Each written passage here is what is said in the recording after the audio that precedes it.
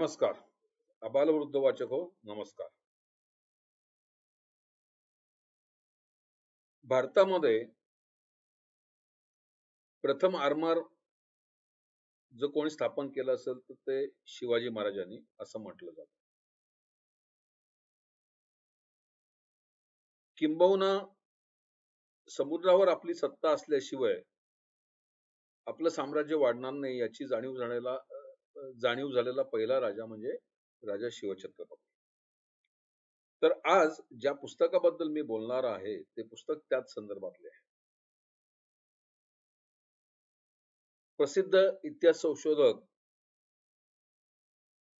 गजानन भास्कर मेंदळे आणि संतोष शिंत्रे या दोघांनी लिहिलेलं हे जे पुस्तक आहे शिवछत्रपतींचा आरमार, तर त्या पुस्तकासंदर्भात आज आपण बोलणार आहोत. तर जसं मी सुरुवातीला म्हटलं की स्वतंत्र आरमाराचं महत्व ओळखणारे पहिले राजे हे राजा शिवछत्रपती होते.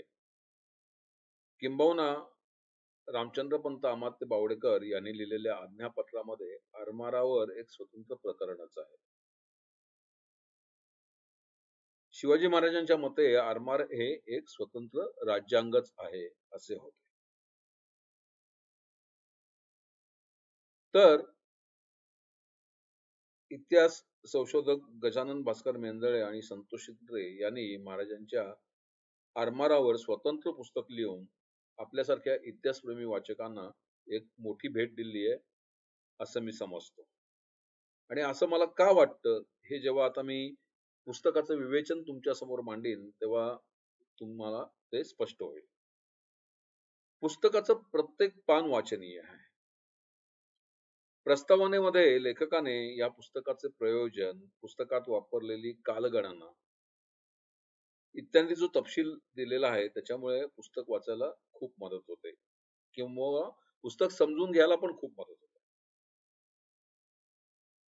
शिवाजी महाराजांचे आरमार अस्तित्वात येण्यापूर्वी भारताच्या किनाऱ्यावर कुठल्या परकीय सत्ता अधिकार गाजवत होत्या, त्यांचं नाविक सामर्थ्य किती होतं, त्यांचं लष्करी सामर्थ्य किती होतं आणि या पार्श्वभूमीवर शिवाजी महाराजांनी आपल्या आरमाराचा प्रारंभ कसा केला, त्यांना कुठल्या कुठल्या अडचणींना तोंड द्यावं लागलं, याचं सविस्तर विवेचन लेखकद्वयींनी पहिल्या प्रकरणात केलेलं आहे. या प्रकरणात आपल्याला काही उद्बोधक माहिती पण मिळते आणि ती माहिती पुराव्यानिशी दिलेली आहे. उदाहरणार्थ,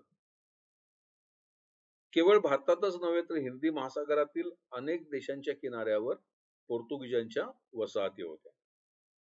त्यामुळे हिंदी महासागरावर त्या काळी पोर्तुगीजांचं आरमारी वर्चस्व होतं आणि ते स्वतःला हिंदी महासागराचा सम्राट म्हणून घेत असत.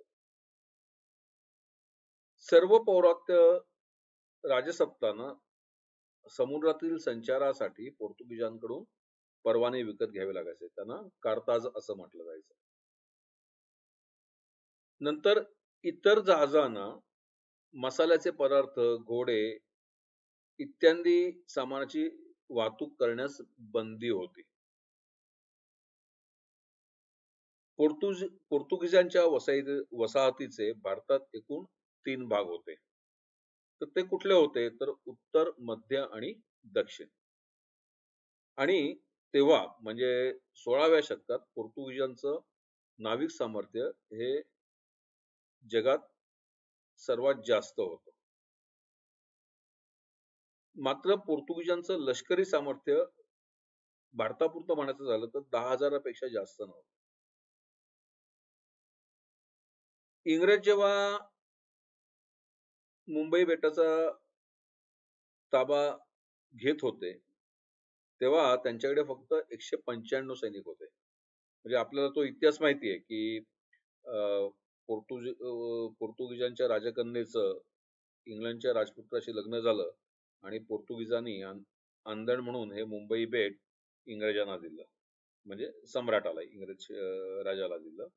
म्हणजे आणि मुंबई बेटाचा कारभार चालवण्याकरता येणारा जो खर्च होता तो तेथील उत्पन्नापेक्षा जास्त असल्याने इंग्लंडच्या राजांनी हे बेट ईस्ट इंडिया कंपनीला भाडेतत्वावर दिलं. आता कंपनीने जेव्हा मुंबईचा कारभार हाती घेतला तेव्हा मुंबई कशी होती आणि कंपनीने कारभार हातात घेतल्यानंतर त्याच्यामध्ये काय फरक पडला? मुंबईचे अ, मूळ वस्ती केलेले लोक कोण होते? म्हणजे नंतर मुंबई मधल्या लोकांचा उदरनिर्वाह कसा व्हायचा, गुजराण कशी व्हायची? नंतर कंपनीने मुंबईचा कारभार कसा केला आणि मुंबईच्या संरक्षणार्थ काय उपाययोजना केली? तर याचा सर्व तपशील आपल्याला या पुस्तकात मिळतो. तसंच इंग्रजांचं तेव्हाचं नाविक सामर्थ्य किती होतं? म्हणजे शिवकालीन नाविक सामर्थ्य, ते पण लेखकद्वयीने पुस्तकामध्ये दिलेलं आहे. आणि ते वाचल्यानंतर आपल्याला आश्चर्य वाटतं आणि मनात विचार येऊन येतो, की जर थोडंफार जरी आपल्याकडे नाविक सामर्थ्य असतं, तर कदाचित मुंबई बेट हे तेव्हाच शिवाजी महाराजांना आपल्या ताब्यात घेता आलं असतं. असो. नंतर जेव्हा आपण परकीय सत्तांबद्दल बोलतो, तेव्हा आपल्याला पोर्तुगीज, इंग्रज, सिद्धी हे माहिती आहे. मात्र डचांची पण समुद्रातली ताकद तशी बऱ्यापैकी मोठी होती. डचांची डच ईस्ट इंडिया कंपनी होती. तिची स्थापना 1602 मध्ये झालेली होती. आणि भारताच्या किनाऱ्यावर त्यांच्या ज्या वसाहती होत्या, तर त्यांची जी व्यवस्था होती, ती साधारणपणे अशी होती, की कोरोमंडल गव्हर्नमेंट हे पूर्व किनाऱ्यावर ज्या वसाहती होत्या डचांच्या, त्यांचं व्यवस्थापन बघायच्या. नंतर एक बंगाल डायरेक्टरेट म्हणून होती. नंतर दुसरी सुरत डायरेक्टरेट म्हणून होती. तर सुरत डायरेक्टरेट ती भारतातील पश्चिम किनाऱ्यावरील वखारी ज्या होत्या आणि उत्तर भारतातील वखारी, तसंच इराक आणि येमेन येथील वखारी, तर याचं व्यवस्थापन जे होतं ते सुरत डायरेक्टरेट बघायचे. आणि डचांचं सगळ्यात प्रबळ आरमार जे होतं ते जावा, सुमात्रा आणि सिलोन येथे होतं. तिथे पण त्यांच्या वखारी होत्या. आणि त्यांची 20 जहाजं आणि जवळजवळ 3-4 हजार सैन्य जे होतं ते केव्हाही कुठेही जायला तयार असायचं. तर जे पौरात्य राज्यकर्ते होते, म्हणजे भारताच्या पूर्व आणि पश्चिम किनाऱ्यावर वसलेले जे राज्यकर्ते होते, त्यांना पोर्तुगीज आणि डचांचे पण परवाने बरोबरीने घ्यावे लागत. याचबरोबर इतर जे या खेळातले स्पर्धक होते ते म्हणजे एक फ्रेंच ईस्ट इंडिया कंपनी, नंतर एक डॅनिश कंपनी होती आणि जंजिरीकर सिद्धीबद्दल तर आपल्याला माहितीच आहे. आता ह्या सगळ्या पार्श्वभूमीवर शिवाजी महाराजांनी आरमार उभारणीची सुरुवात कशी केली? कल्याण भिवंडी येथे जहाज बांधणीचा कारखाना जो काढला, तो काढणं कसं गैरसोयीचं होतं? कारण आपल्याला माहितीये कल्याण किंवा भिवंडी हे समुद्र किनाऱ्यावर नाहीये. जिथे उल्हास नदी समुद्राला मिळते त्या खाडीच्या किनाऱ्यावर कल्याण हे हे बंदर आहे. त्याच्यामुळे तिथून समुद्र जवळजवळ 40 किलोमीटर बाहेर आहे. आणि म्हणजे तिथून कल्याणवरून जर समुद्रामध्ये जायचं असेल तर वसई मार्गे जावं लागतं आणि तेव्हा वसई ही पोर्तुगीजांच्या ताब्यात होती.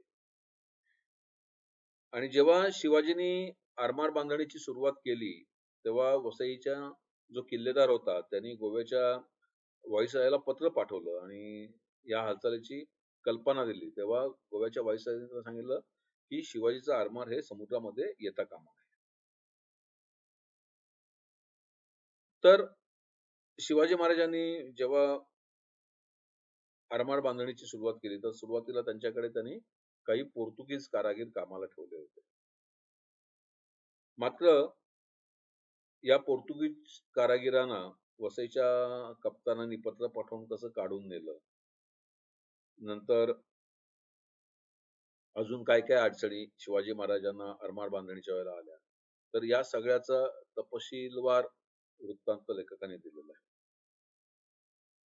आणि मग आरमार तयार झाल्यानंतर पोर्तुगीज शिवाजी महाराजांचा आरमार समुद्रात येण्यापासून अडवू शकले का? तर अर्थातच उत्तर नाहीये. कारण त्याच्याशिवाय शिवाजी महाराजांनी बसरूची स्वारी वगैरे, वगैरे या स्वाऱ्या केल्या नसत्या. आणि मग हळू शिवाजी महाराजांचं आरमार कसं बळकट होत गेलं, याचा पण सांगोपांग इतिहास लेखकाने आपल्याला या पुस्तकामध्ये दिलेला आहे. आता शिवाजी महाराजांचा मुख्य शत्रू म्हणजे सिद्धी, जंजिरेकर सिद्धी. तर महाराजांनी सिद्धीला हरवण्यासाठी काय काय प्रयत्न केले. नंतर शिवाजी महाराज डोईजड होऊ नयेत म्हणून पोर्तुगीज व इंग्रज सिद्धीला कसा वेळोवेळी मदत करत होते. नंतर सिद्धीने काही काळापूर्वी पोर्तुगीजांचं मांडलिकत्व स्वीकारलेलं होतं.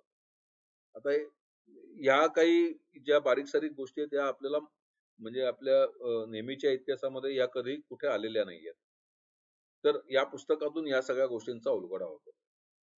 नंतर एक वेळ अशी आलेली होती, की जो सिद्दी फत्तेखान होता, जंजिऱ्याचा प्रमुख, तो शिवाजी महाराजांच्या ताब्यात जंजिरा द्यायला तयार झालेला होता.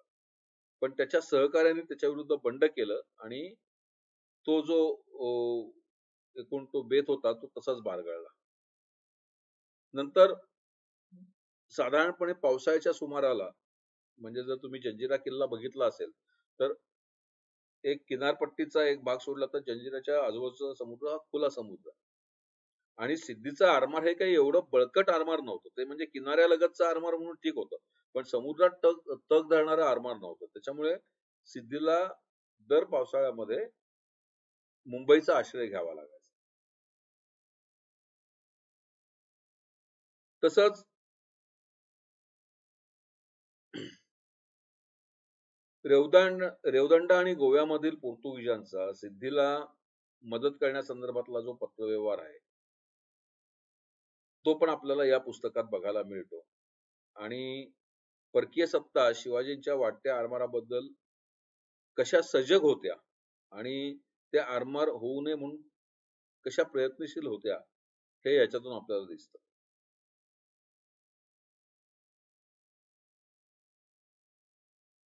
कालांतराने शिवाजी महाराज आणि पोर्तुगीज यांच्यामध्ये जो काही तह झाला, तर त्याची कलमं जी आहेत ती अतिशय रंजक आहेत. म्हणजे ते वाचताना गंमत वाटते आणि म्हणजे कोण कुठले पोर्तुगीज कुठून आलेले, केवळ आरमारी सत्तेच्या बळावर कशी दादागिरी करत होते हे आपल्याला दिसून येतं.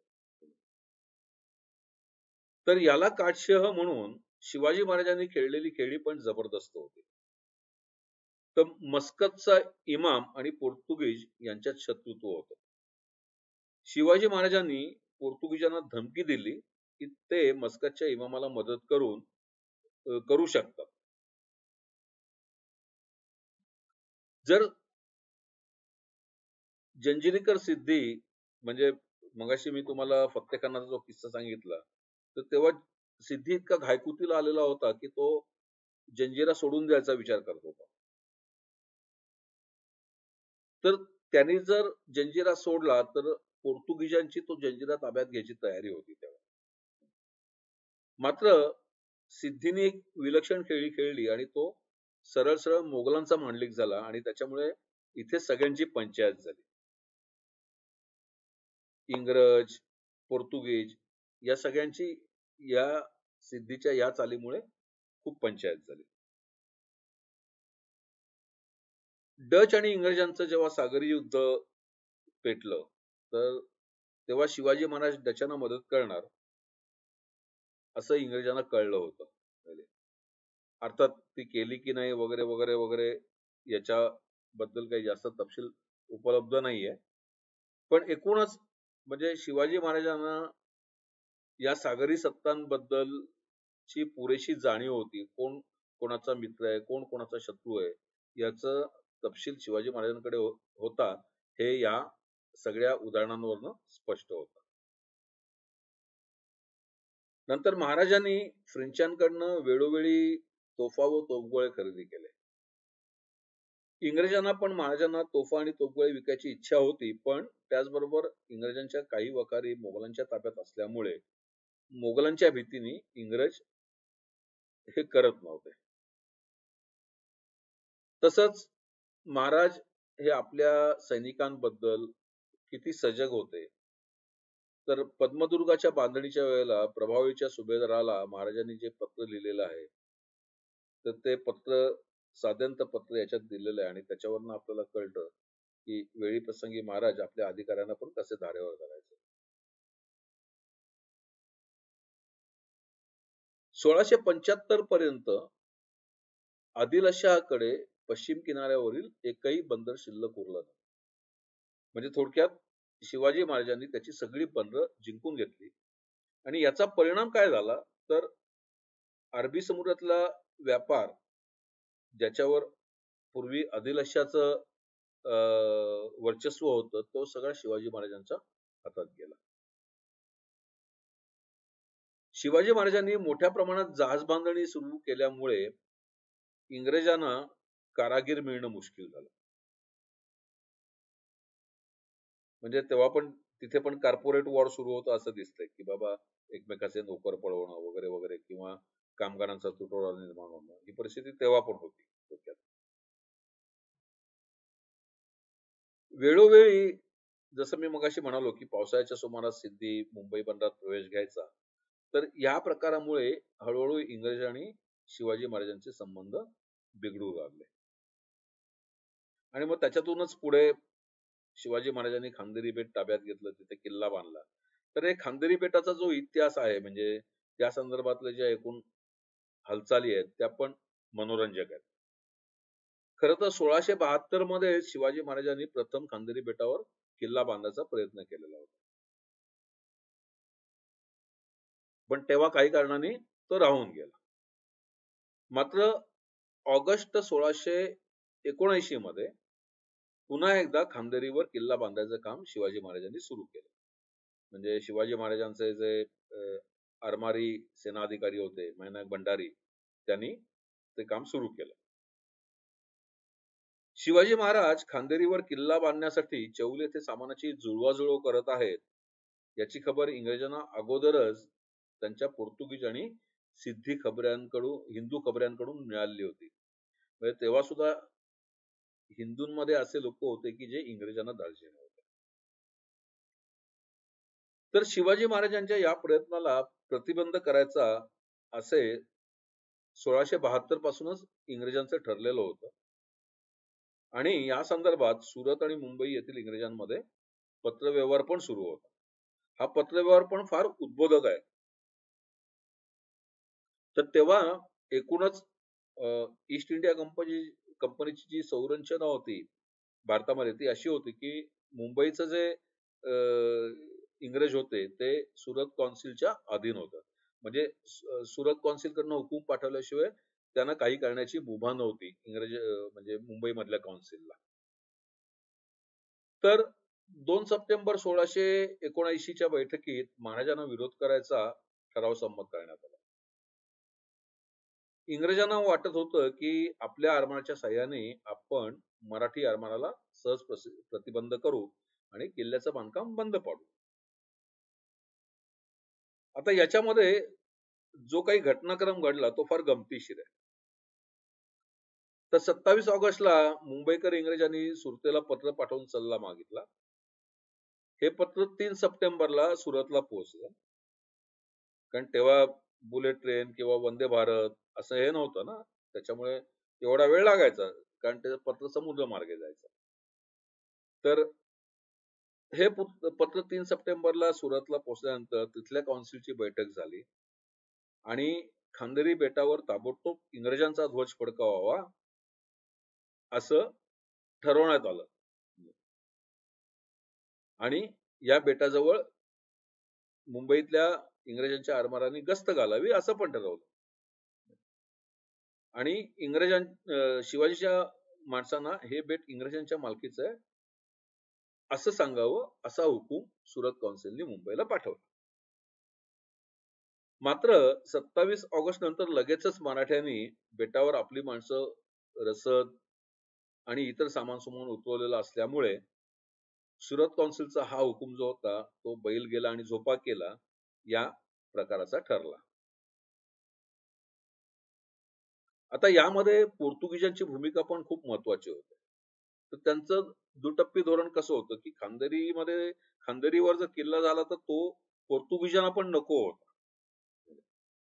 त्याच्यामुळे त्यांनी पण त्या किल्ल्याच्या बांधकामाला विरोध करायचं ठरवलेलं होतं. पण जेव्हा त्यांना असं कळलं, की हे इंग्रजांनी विरोध करायचं ठरवलेलं आहे, तेव्हा मात्र ते तटस्थ राहिले. इंग्रजांनी जर मदत मागितली, तर त्यांना प्रत्यक्ष मदत करायची नाही. कारण नुकताच शिवाजी महाराज आणि पोर्तुगीज यांच्यात करार झालेला होता. मात्र अप्रत्यक्षपणे इंग्रजांना मदत पुरवायची असा पण ठराव पोर्तुगीजांच्या कौन्सिलमध्ये संमत झाला. म्हणजे एकूणच या परकीय सत्तांचं धोरण जर बघितलं, म्हणजे आता पण काही नवीन नाहीये. म्हणजे आत्ताच जर आपण उदाहरण घेतलं, की ऑपरेशन सिंदूर नंतर एकूणच जगातलं जर वातावरण बघितलं, तर ठीक आहे, आपले परराष्ट्र मंत्री वगैरे वगैरे चांगलं काम करतायत, निश्चितच, नो डाऊट. पण एकूणच युरोपियन युनियन मधले जे देश आहेत आणि अमेरिका यांच्या मनात भारताबद्दल एक धडकी भरलेली आहे. आणि त्याच्यामुळे जमेल तसं अप्रत्यक्षपणे भारताच्या प्रगतीला खीळ घालायचे प्रयत्न पण पडद्यामागे सुरू आहेत, हे आपल्याला जाणवतं. तीच परिस्थिती तेव्हा पण होती. तर खांदेरीची जर लढाई आहे, तर त्याचा तपशीलवार वृत्तांत लेखकद्वयींनी याच्यामध्ये दिलेला आहे, पुस्तकामध्ये दिलेला आहे. आणि तो पण खूप म्हणजे मजेशीर आणि अ, उद्बोधक आहे. तर प्रथम इंग्रजांनी काय केलं, जेव्हा त्यांना कळलं की शिवाजी महाराज खांदेरीवर किल्ला बांधणार आहेत, तर त्यांनी पहिल्यांदी आणि तिथे त्यांनी रसद वगैरे उतरवलेली आहे, त्यांची माणसं तिथे काम करतायत. तर त्यांनी खांदेरीवर मराठ्यांना रसद पोहोचवता येऊ नये म्हणून खांदेरी बेटाची नाकेबंदी करायचा प्रयत्न केला. पण मराठ्यांकडे ज्या होड्या होत्या छोट्या, त्या इतक्या चपळ होत्या, की त्या इंग्रज आरमाराला सहज चकवा द्यायच्या आणि बेटावर रसद पोहोचवली जायची. इंग्रजांचा एक अधिकारी लेफ्टनंट थॉर्प यांनी एकदा बेटावर उतरायचा प्रयत्न केला आणि त्याला प्रचंड फटके पडले. सुरत आणि मुंबईकर इंग्रज कंपनीला कसे टोप्या घालत याची उदाहरणं पण या पुस्तकामध्ये वाचायला मिळतात. नंतर मराठी आणि इंग्रजांच्या तारीखवार हालचाली पण इथे दिलेल्या आहेत. त्याच्यामुळे आपल्याला आपल्यासमोर एकूणच खांदेरी मोहिमेचं पूर्ण चित्र उभं राहतं. या संदर्भात मला एक उल्लेख करावासा वाटतोय, की YouTubeवर खांदेरी मोहिमेचं एक अतिशय सुंदर सादरीकरण अॅनिमेशनच्या माध्यमातून केलेलं आहे. तर तो जो व्हिडिओ तुम्हाला मिळाला तर तो जरूर वाचा.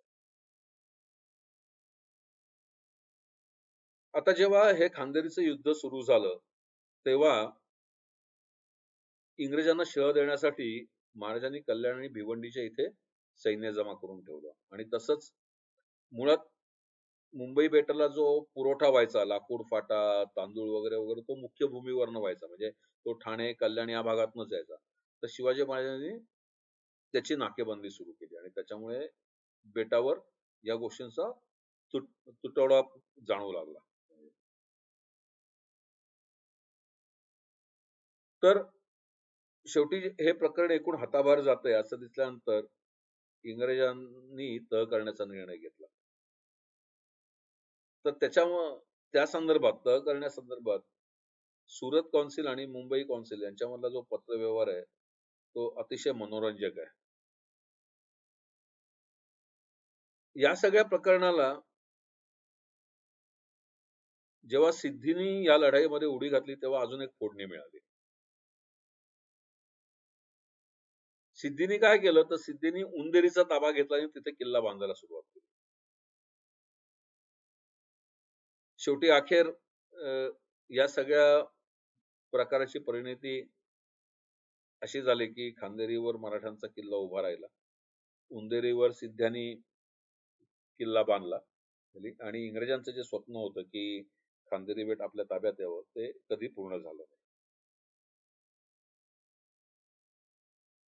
तर त्याच्यानंतर मग इंग्रजांनी शिवाजी महाराजांबरोबर तह केला आणि 27 फेब्रुवारी 1680 पूर्वी महाराजांनी तहाला मान्यता दिली. आता ह्या युद्धामुळे इंग्रजांचं किती नुकसान झालं याचा तपशील आपण जेव्हा वाचतो, तेव्हा आपल्याला लक्षात येतं की म्हणजे जर कदाचित अजून जोर लावला असता महाराजांनी तर मुंबई बेट तेव्हा पण आपल्या ताब्यात येऊ शकलं असतं. पण अर्थात तेव्हाची परिस्थिती वेगळी होती. त्याच्यामुळे आत्ता आपल्याला याच्यावर भाष्य करता येणं शक्य नाहीये. नंतर मराठा आणि सिद्धी यांच्यामधलं उंदेरीवरचं युद्ध आणि त्याच्यामध्ये जो इब्राहिम खान होता मराठ्यांच्या आरमाराचा प्रमुख, त्यांनी कसं शौर्य गाजवलं आणि म्हणजे त्या युद्धाची परिणती काय झाली याचं पण तपशीलवार वर्णन लेखकांनी केलेलं आहे. तो वानगी दाखल इंग्रजांच्या शिरजोरीचा नमुना म्हणून या तहाच्या कलमांकडे बघता येतं. तर त्याच्यामधलं एक कलम असं होतं, की खांदेरीच्या लढाईत इंग्रजांना जो खर्च झाला, त्याची भरपाई महाराजांनी करावी असं एक कलम या तहाच्या कलमांमध्ये होते. म्हणजे इंग्रजांची शिरजोरी किती होती ते बघा. तर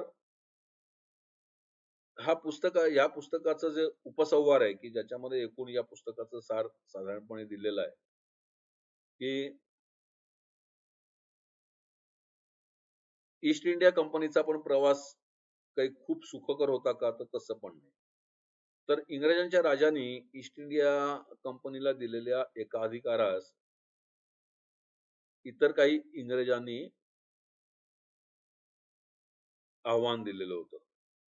म्हणजे ईस्ट इंडिया कंपनी शिवाय पण इतर इंग्रज लोक आपल्या जहाजांकरवी भारताशी स्वतंत्र व्यापार करत होते. पण 21 फेब्रुवारी 1662च्या एका वटहुकमाने इंग्रजांच्या म्हणजे इंग्लंडच्या राजाने इतर ईस्ट इंडिया कंपनी शिवाय इतर जहाजांना भारताबरोबर व्यापार करण्याची बंदी घातली. नंतर इतिहासकार एखाद्या घटनेचे विश्लेषण कसं करतात याचा मासला विजय देशमुखांच्या शककर्ते शिवराय या पुस्तकाचा संदर्भ देऊन लेखकांनी केला आहे. ते अतिशय वाचनीय आहे. जेव्हा इंग्रजांनी बघितलं की शिवाजी महाराज आपला आरमार बांधतायत आणि त्यांच्या छोट्या होड्या वगैरे वगैरे जेव्हा इंग्रजांनी बघितल्या, तेव्हा त्यांनी प्रथम शिवाजी महाराजांच्या आरमाराची हेटाळणी केली. मात्र खांदेरीच्या युद्धानंतर इंग्रजांना आपलं मत बदलावं लागलं. सिद्धीचं परिपत्य मराठे पूर्णपणे कधीच करू शकले नाही. मात्र 18व्या शतकानंतर मराठ्यांनी त्याला पूर्णपणे कह्यात ठेवलेलं होतं. म्हणजे याच्यामध्ये बाजीराव पेशव्यांचे प्रयत्न असतील, आंग्र्यांचे प्रयत्न असतील, पण एकूण सिद्धीचा नंतर 18व्या शतकामध्ये सिद्धीच्या राज्याचा जास्त विस्तार होऊ शकला नाही. कान्होजी आंग्रेंनी पश्चिम किनाऱ्यावर आपलं वर्चस्व प्रस्थापित केल्यावर पूर्वी ज्या पोर्तुगीजांकडून आपल्या जहाजांना परवाने घ्यावे लागत होते, तर ती परिस्थिती आता उलटी झाली. आता आंग्र्यांचे परवाने इतर जहाजांना घ्यायला लागू लागले. तर आंग्रे एवढे प्रबळ झाले समुद्रावर.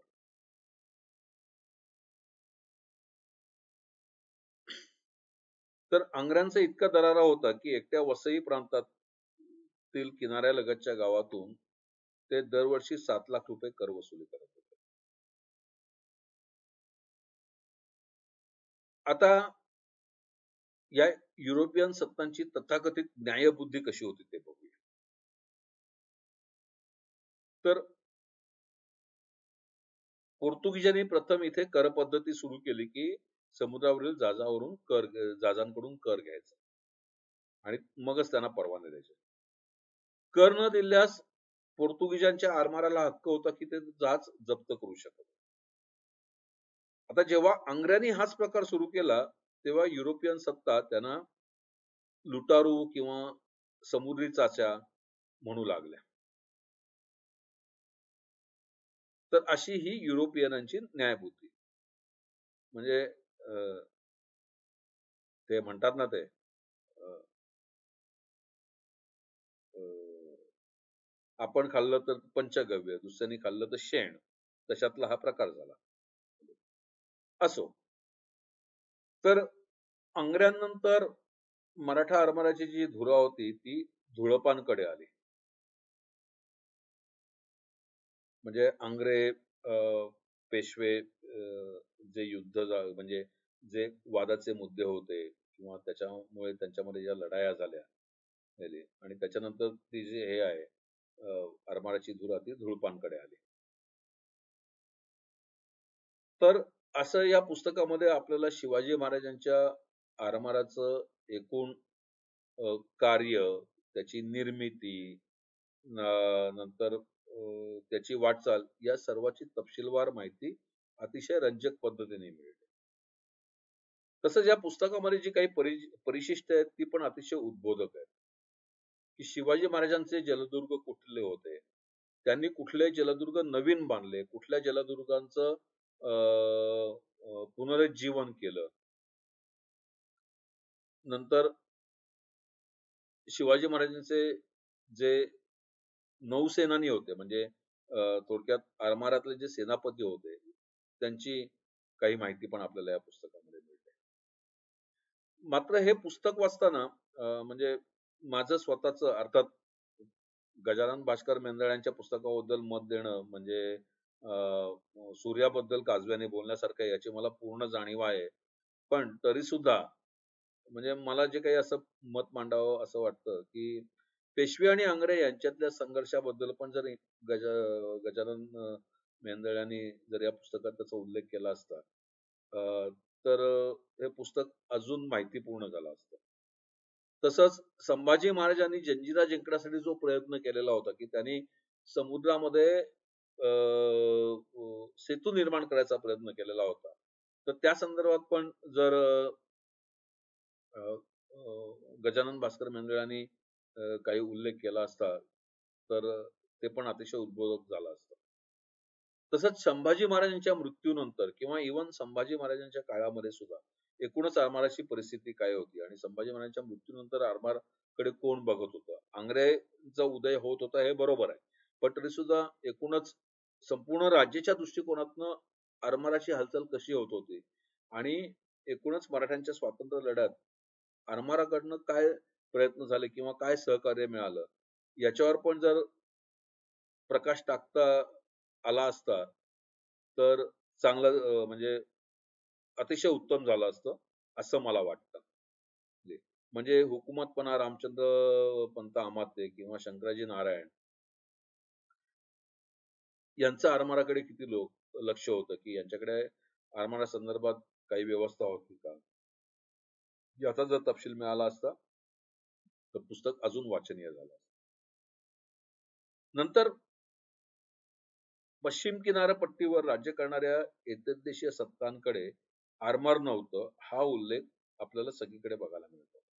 मात्र महमद गावांच्या फारसी पत्रामध्ये असा उल्लेख आहे, की संगमेश्वरच्या राज्यात अभेद्य आणि दुर्गम किल्ले असून त्याच्याकडे 300 गलबत आहेत. आता ही जी पत्र आहेत ही 15व्या शतकाच्या उत्तरार्धातली आहेत. तर या संदर्भात जर गजानन भास्कर मेंदळे यांनी जर खुलासा केला, तर ते अतिशय उद्बोधक ठरेल.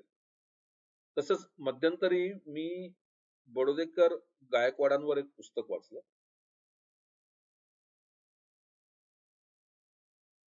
पुस्तकाचं नाव आहे राज्यकर्ते गायकवाड, काही ऐतिहासिक प्रसंग. तर या पुस्तकामध्ये पण असा उल्लेख आहे, की गायकवाडांचं पण आरमार होतं.